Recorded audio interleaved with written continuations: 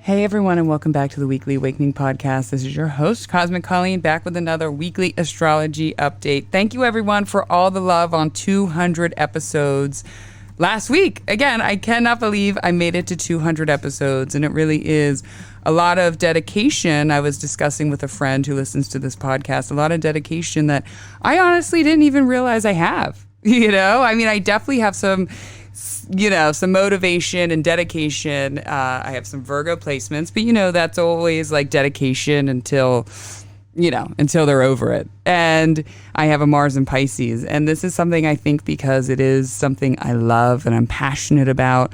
I just love sharing it. And the dedication comes easy, honestly. I was listening to the Nightlight Astrology podcast, and I cannot remember the astrologer. They had someone on there, and she does the big 3 posts with celebrities on Instagram.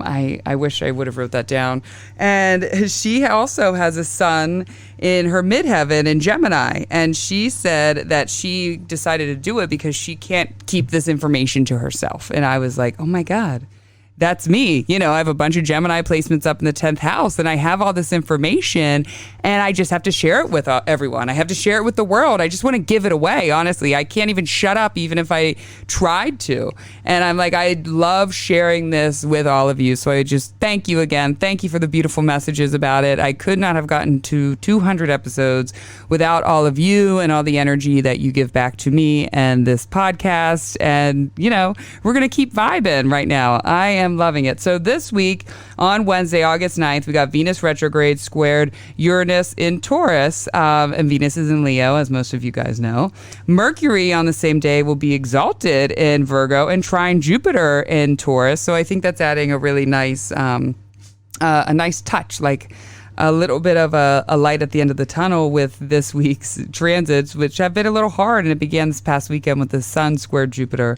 And then on Sunday, August 13th, we have Venus retrograde will be conjunct the Sun in the center of the Sun, cazimi of the Sun, in the heart of the Sun, and it's getting a rebirth, finally. So we're starting to get to the other side of Venus retrograde. We're about 3 weeks in. The hard stuff has been playing out, and then by next week, when we hit about a month in and we have this, we'll begin the rebirth. We'll begin the recycling. We'll begin the feeling like how to move forward now. We'll start to begin that next week. Now, before I get started in those transits, I want to tell you guys a little bit about how the Sun square Jupiter showed up in my life Saturday and into Sunday. So this past weekend, there was a lot happening. I know for me, for my clients, for people around me, where we had to, accept a sacrifice.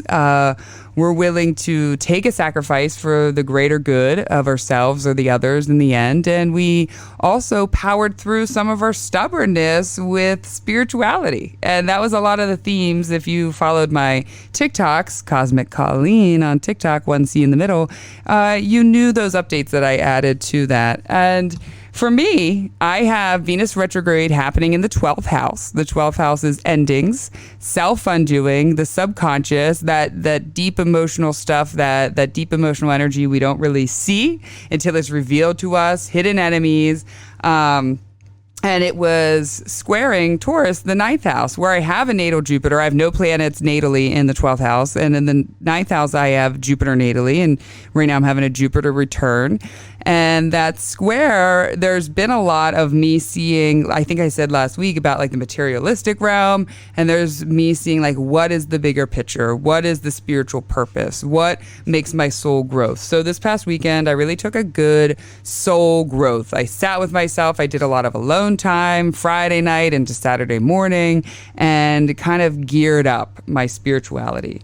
And the first thing that happened that morning, on Saturday morning, when it began that square, is sometimes with a lot of my Virgo, Gemini, my Mercuries, I can be really blunt. And I have to be a little bit more with certain people. And my Mercury usually knows who they are, but sometimes I just kind of give it to people straight. And I'm always observing people. Sometimes they're not even ready to hear. They don't even realize that what I had said, and they get a little bit taken back. Like, oh, wait. So I was discussing a friend who's, we always talk a lot about this friend's chart and go back and forth. And this person is extremely open. And we always voice text and things like that.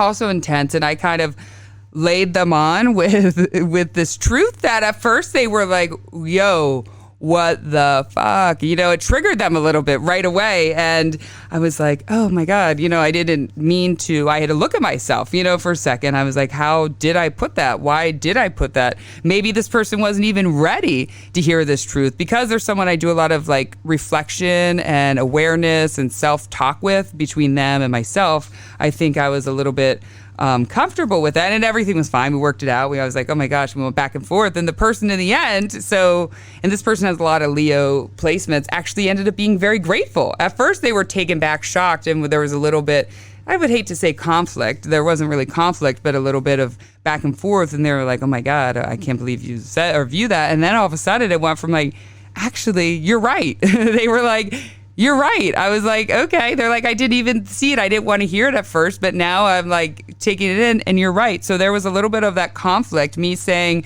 something, and also that, seeing how I can sometimes be too blunt, but also bringing this awareness to this friend that kind of came out of nowhere, came out of, I helped bring awareness out of their subconscious.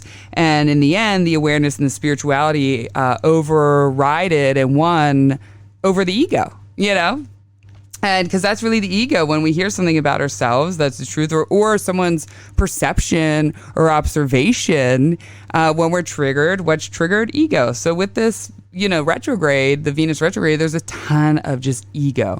There's a lot of ego and a lot of releasing and really seeing to yourself that most of your triggers, most of your emotional stress and pain is triggered by ego. And another little funny story. I have so many things that happened over the 24 hours, but I'm not going to sit there and share about all of them, because you guys will be like, okay, Colleen, get to the transits. I was driving down to a friend's house in Jersey, and we were doing, it's a group that I do a lot of spiritual stuff with. And one of them has a house down there. And so I was driving down. I was in the zone, and I was chilling. I just had finished. I was a little bit flustered, and then I just finished this conversation with the person. Driving down, my GPS takes me all these back roads from Westchester down to the Jersey Shore. And I'm like, oh, this is beautiful. I'm vibing. I'm cruising around, just sort of lost in my own world. And I see a farmer's market, and I know I have about an hour and a half. I have an hour and 7 minutes to get to my friend's house from there. I'm like, okay, let me pull over this farmer's market, get some fruit, things like that. I was excited about it. I get back in my car. I put in my GPS the address or what I think I had hit, and I'm driving. Again, it was all these back roads in South Jersey. I'm driving around a good 35 minutes. I'm not even paying attention. I'm just, that's me. I kind of just show up in the moment, and all of a sudden I see the Commodore Barry Bridge. I was like, you have got to be effing kidding me. Hold on. We're not headed towards Jersey anymore. I'm about to be right near Philly. Yeah, and all that. And so I looked on my phone, and when I had gotten back in from the farmer's market, I thought I clicked the person's address, which was like the first one. However, I clicked the one below that, which was Pelican Snowballs a week ago in Downingtown, this place that we love, my kids and I, that we found. And so it was driving me back to Downingtown. So I was like, what the fuck? As I was already kind of running late. And so I had to just admit right away powerlessness. I wasn't focused. I was all over the place, which is usually me, and usually it's fine. And then it had put, okay, now you have an hour and 40 minutes to get back to this person's house.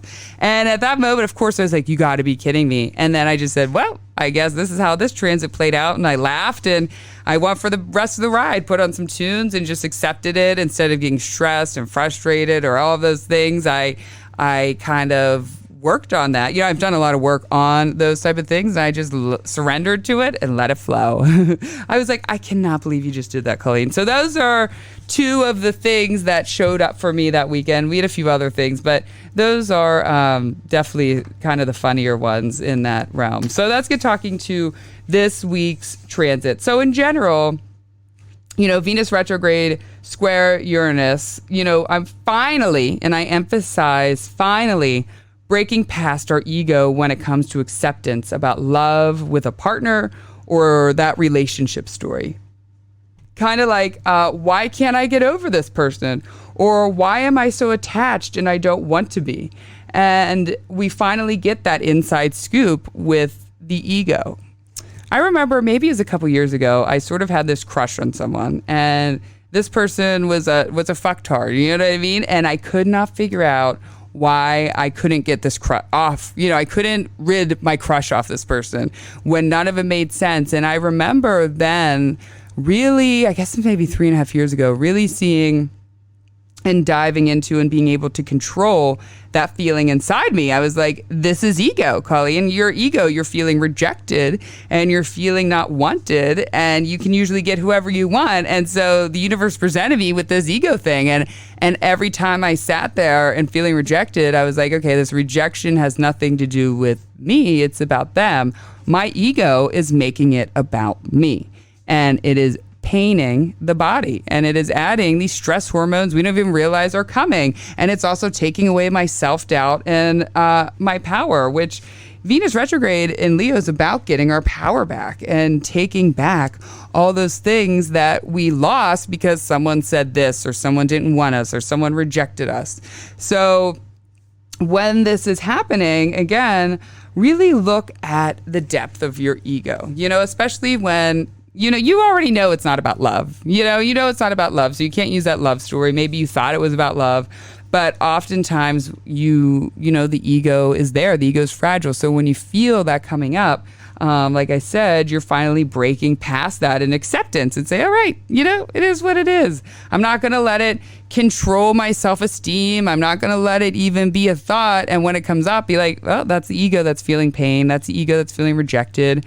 That is not coming from a source of love. That doesn't feel like a place of love. That is not love. So remind yourself of that, but also study it a little bit. Get to know your ego a little bit. I think there's some of that with Venus retrograde. We're never losing our ego. We tear down and learn it, and we understand how to close certain parts up, or we understand how to like Eckhart Tolle says, the pain body, we understand how to stop letting it control us and stop letting it give us all that pain. Most of the self-inflicted pain is ego, and I know I share about that all the time. So we're breaking past that. Having a sudden realization about not wanting to do something anymore, like when you once enjoyed it.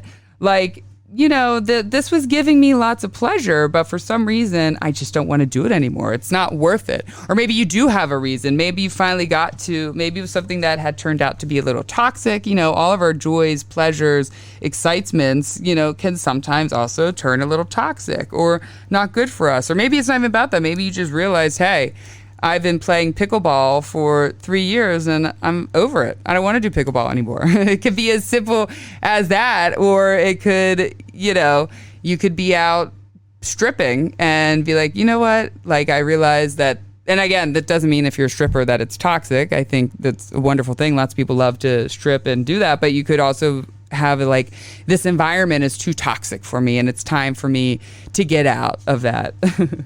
Are there any strippers listen to my podcast? I sure hope so. I love me some strippers. But, okay, breakthroughs it's going to be, again, really big breakthroughs with the ego.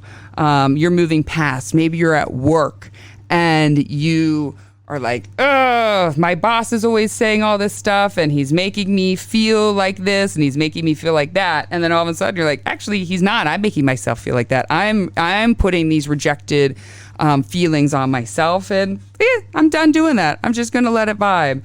And having a swift and sudden change of heart with Venusian matter. So that could be around friendship or love.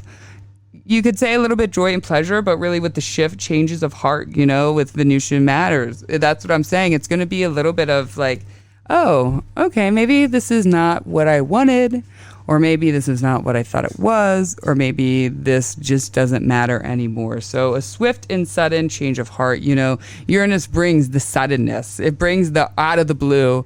It brings that swift kind of chaos that we don't see coming, but we need to see.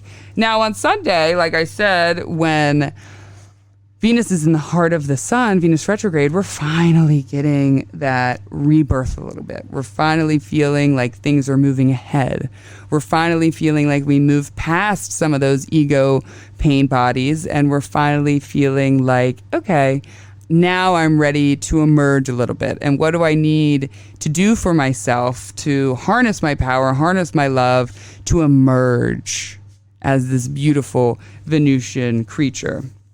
Now, like I said, at the same time, though, I really love this. So really adding to coming from a place of love and not ego is Mercury trine Jupiter in the Earth signs. We have Mercury in Virgo right now, and it's going to be retrograding there in a couple weeks, but it's in its home domicile. It's exalted in Jupiter and Taurus, the Earth signs. So grounded communication is going to be a big one. You're finally able to speak your mind, and it's kind of peaceful, and maybe, we have the Uranus, which adds some chaos, but maybe it's like you all of a sudden ran into someone and you were able to just finally, or someone reached out and you're finally able to have that grounded communication with them. Finding a common ground with someone. Maybe at work, maybe people around you in your life, and you guys just weren't coming together on an idea, on a thought, or just in general, your energies weren't merging, and you're finally finding common ground with this person and a little bit of understanding and acceptance with that person. Feeling mentally aware and connected. I think the rest of the week, Wednesday on, we're going to be mentally more aware of ourselves, and in a good way, and feeling connected to spirit, to source, to those things around us.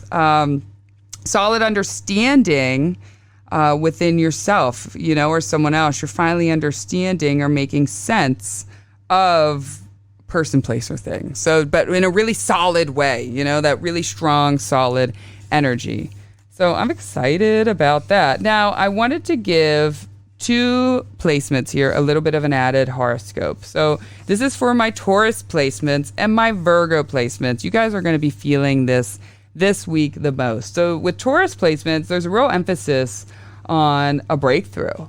The way you communicate your love language, or how to begin a greater spiritual connection with your lover or a friend. You're finally seeing how you and your partner maybe aren't on the same page with your love languages, or you're finally realizing what your love language is. Maybe your love language changed or theirs changed, and now you're deciding how to move forward with that, and bringing in a greater spiritual connection. That's a big thing that's missing in our modern day relationships, is connection and doing spiritually connected things with our partner, whether it's going on nature hikes or meditating in the morning, or doing energy work together. Those things really help keep that relationship, and the same goes for friendship, very, very grounded. Also, some of y'all stubborn asses. I love you guys, but you guys are stubborn. Maybe you have refused to talk to someone. You refuse to acknowledge them, speak to them. You're right, they're wrong, those type of things, all that good Taurus energy. But with this happening this weekend, and with Mercury trining, Mercury and Virgo trining Taurus, I feel like you guys are going to be finally able to talk to someone. You're not going to feel so resented or so stubborn, when it comes to a family member. If it's family members, it's going to be more like sisters, female cousins, things like that, aunts maybe, and friends and lovers. Again, you are suddenly willing to communicate, and it could come in a shocking way. You might even surprise yourself, like, oh, I can't believe I actually responded when they DM'd, I can't believe they sent an email and I'm willing to respond. I can't believe that, maybe I said sorry for my part. And that's going to be a lot of awesome freedom. Forgiveness and love is way more powerful than resentment and anger, even though the outward expression of anger and resentment, it feels more powerful because it's we express that outward, and people around us feel that outward. But forgiveness and love, which sometimes comes silent, but then you just realize that it's around you and it's in you, is way more powerful to get to. But if you're not there yet, you will get there. Maybe this will just show you what it feels like to not hold on to that pain, to not hold on to that resentment, to not hold on to that stuff inside your heart, on top of your shoulders, because that's also taking away from your power. Trying something new and different, opposite of your knowing comfort, when it comes to love, sex, or intimacy. Again, out of your comfort zone, but it rocks you in a good way. Those are going to be things for my Taurus placements. Now, my Virgo placements, it's been a rough couple weeks with, in Virgo.